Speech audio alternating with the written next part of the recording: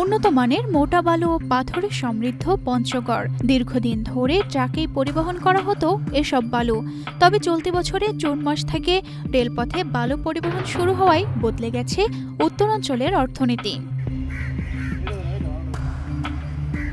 রেলপথে বালু পরিবহন হওয়ায় পরিবহন খরচ কমেছে, লাভবান হচ্ছেন ব্যবসায়ী ও শ্রমিকরা। এছাড়া সাধারণ মানুষ পেয়েছে কাজের সুযোগ, এতে খুশি স্থানীয়রাও।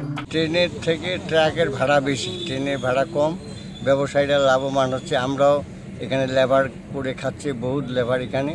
যে বর্তমান যে বালু যাচ্ছে দেশের বিভিন্ন স্থানে, এটার জন্য পঞ্চগড় রেল স্টেশনের, অন্তত পঞ্চগড় রেল স্টেশনের এলাকার মানুষজনের কর্মস্থল হয়েছে। আগে যেমন কেউ কাজ পাইতো না, এখন লেবাররা এখানে কাজ করে প্রতিদিন 1-2 হাজার টাকা করে ইনকাম করতেছে।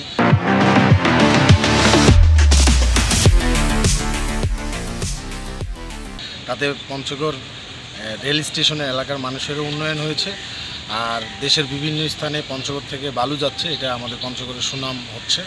তবে এই কাজটা যেন সবসময় সুষ্ঠুভাবে এবং দুর্নীতিমুক্ত কাজ হয়, সেটাই আমি আশা করি। আমরা আগে করে ট্রাকে করে বালি দিতাম, তো কোম্পানিতে যে পরিমাণ বালির প্রয়োজন তারা ট্রাকে করে নিলে সেই পরিমাণ বালি পাচ্ছে না। তাছাড়া ট্রাক ভাড়া একটু বেশি এবং ট্রাকও খুব কম। ট্রেনে করে বালি দিলে এখানকার ব্যবসায়ীরা আমরা অনেক সুবিধা পাই, একেবারে হিউজ কোয়ান্টিটি বালি পাঠাইতে পারতেছি। এখানে অনেক শ্রমিক কাজ করে খায়। এখানে একটা ওয়াগান লোড হলে এখানে প্রায় 1 থেকে 150 মানুষ কাজ করে খায়। ওরাও খুব ভালো এটা ভাবতেছে।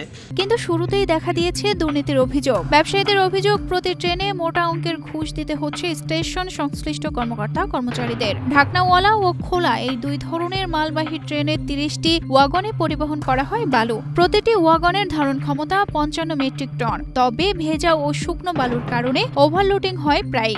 আর সেই সুযোগ নিয়ে কয়েকজন কর্মকর্তা ও আমদানিকারক একসাথে অতিরিক্ত 30 থেকে 35 মেট্রিক টন বালু পরিবহন করছেন। এতে যান্ত্রিক ঝুঁকিতে পড়ছে মালবাহী ট্রেন। পাশাপাশি সরকার হারাচ্ছে রাজস্ব, ট্রেন প্রতি প্রায় 8 থেকে 10 লাখ টাকা। তবে অভিযোগ অস্বীকার করেছেন অভিযুক্তরা। 45 কত বললেন ভাই? একটু বলেন, ক্যামেরায় বলেন একটু কত ইঞ্চি। না, আপনি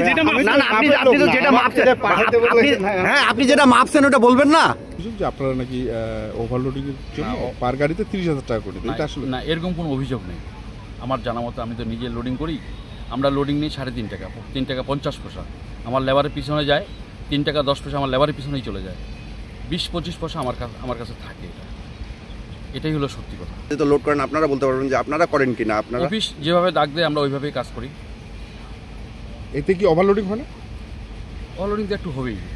অতিরিক্ত বালু লোডের বিপরীতে প্রতি মালবাহী ট্রেন থেকে 2.5 থেকে 3 লাখ টাকা ঘুষ দিতে হচ্ছে স্টেশনে কর্মরত কর্মকর্তাদের। তবে স্টেশনে কর্মরত 2 কর্মকর্তাকে পাওয়া গেছে। ওয়াগনে 10,000 টাকা করে নেন।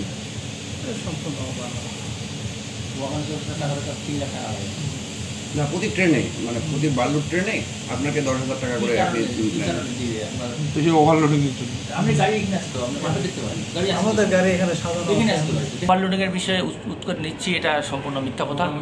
এটা কেনই বা দিবি পার্টি স্টেশন কারণ আমাদের সারদের নির্দেশনা আছে, জার্কিংয়ের সময় বালুটা 1-2 ইঞ্চি বসে যায়, এই 1-2 ইঞ্চি আমরা হাইট করে দিই। এই হাইট করে দেওয়াটাকে যদি ওভারলোড হিসেবে ধরা হয় তো এটা ঠিক হবে না। এটা যদি আপনাদের এখানে যারা বলছেন, এখানে একাধিক পার্টি আছে যারা সাপ্লাই দিতে যাচ্ছে কিন্তু এখানে সিরিয়াল পাচ্ছে না।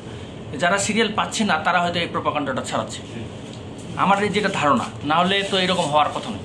রেলপথে বালু পরিবহনের এই নতুন সম্ভাবনা যাতে দুর্নীতিতে নষ্ট না হয় সেই দাবি জানাচ্ছেন ব্যবসায়ী ও সাধারণ মানুষ। এখনই কঠোর ব্যবস্থা গ্রহণের তাগিদ স্থানীয়দের। তানজিদা রহমান, ইনায়া, বাংলাদেশ প্রতিদিন।